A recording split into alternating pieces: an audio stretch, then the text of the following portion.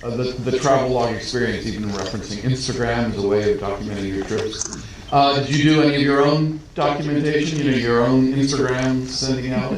And did you regret, Kristen, that you didn't get to see Greenland, Iceland? I did go to Iceland. Yeah, Oh, you did go to yeah. Iceland, that's right. Yeah. Oh. Even though it was a fantasy, she actually came. Yeah.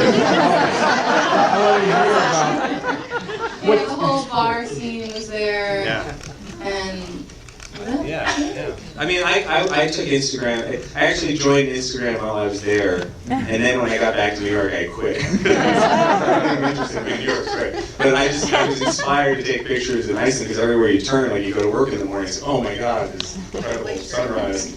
Yeah, I mean, it's just incredible weather conditions there all the time. So that was actually really fun, and actually a couple of my Instagram pictures are in the end credits. And also, did you study the photography as well?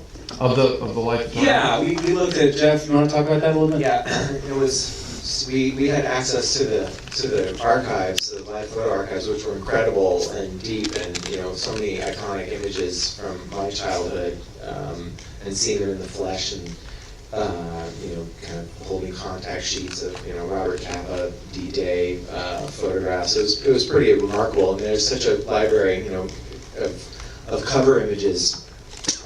That for us to choose from, it was really a challenge actually to curate the appropriate images that and determine when we were going to see them and how long they were going to be based on the blocking of how the blocking unfolded on the set that we created, and which images we wanted to have in the background for certain shots. And then when Walter makes the decision to go to Greenland, and he runs down the hallway and kind of articulating what those images were and how they kind of escalated, and that these people that had such an impact on our culture and our humanity that are on the covers of these things, and kind of Walter's like a little bit self-important and a little bit kind of fantastic, and but also kind of reverential at the same time in that one moment. So it was arduous because there were so many things. It was like a wealth of riches, and then of course certain things weren't good enough for us, so we had to create covers with specific images because a lot of them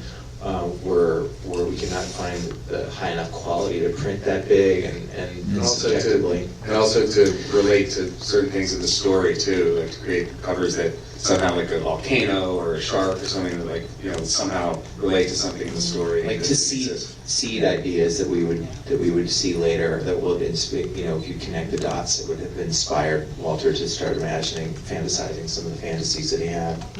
So it was an awesome and challenge to sift through all of that stuff. It's also really fun too, like to look at all those covers, and just to look at Shirley MacLaine was on 3 life covers. At one point, I thought, oh, that'd be fun to put her on.